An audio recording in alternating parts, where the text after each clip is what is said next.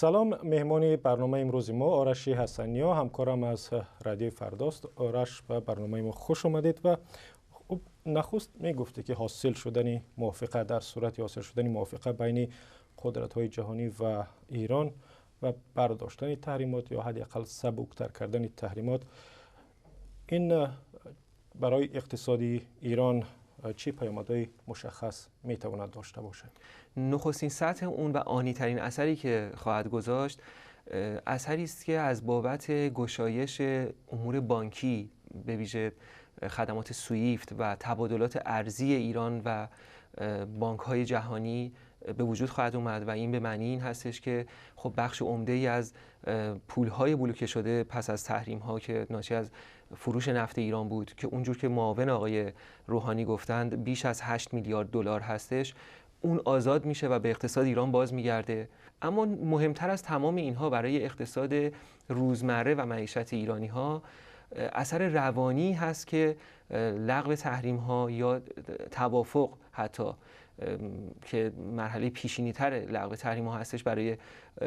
اقتصاد ایران به همراه خواهد داشت، یک جو مثبتی هست که در بین سرمایه‌گذاران داخلی و مردم عادی به وجود خواهد اومد و اون هم انتظاری است که در ماه‌های گذشته خیلی پررنگ شده. راجع به عرصه نفت و گاز صحبت کردیم و تقریباً 30% پول بودجه ایران از حساب فروش نفت به دست میاد. با وجود آنکه عرصه نفت و گاز ایران هم زیر تحریمات است و امکان دارد که در صورت برداشتن این تحریمات ایران در پی افزایش تولید نفت و گاز بشود یا سعی خواهد کرد پایبندی به صادرات نفت و گاز را کمتر بکند و اقتصادش را گوناگون جبهه بسازد.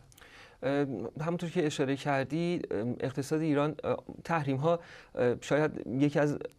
دستاوردهای مثبتی که برای اقتصاد ایران داشت این بود که برنامه‌ریزان اقتصادی ایران از سر ناچاری این که نمیتونستن نفت بفروشن و یا پول درآمدهای نفتی رو به اقتصاد ایران برگردونن به این فکر افتادن که به طور جدی یک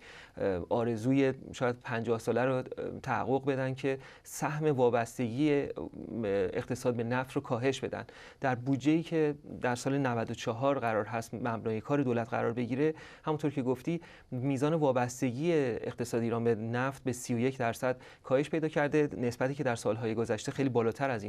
این اعداد ارقام بوده. برداشته شدن تحریم‌ها برای حرکت اقتصاد ایران لازمه اما کافی نیست. مشکل تحریم مشکل کوچکی نبوده برای اقتصاد ایران، اما اقتصاد ایران از مشکلات دیگه‌ای هم رنج میبره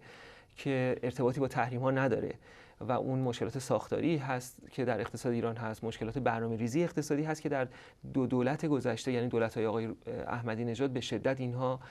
سوء مدیریتی که وجود داشته به اقتصاد ایران آسیب زده. این روزها همون فعالان اقتصادی، همون کارشناسان اقتصادی اصرار می‌کنند و این رو توجه میدن به مردم که با برداشته شدن تحریم‌ها خیلی اتفاقات مثبتی میفته، از جمله اینکه دلارهای نفتی ایران میتونه برگرده به اقتصاد ایران. اما باید توجه داشتش که اون مشکلات ساختاری و داخلی درونزای اقتصاد ایران نیازمند تدابیر دیگه‌ای هست که البته در میان مسئولان اقتصادی دولت جدید به نظر میرسه که این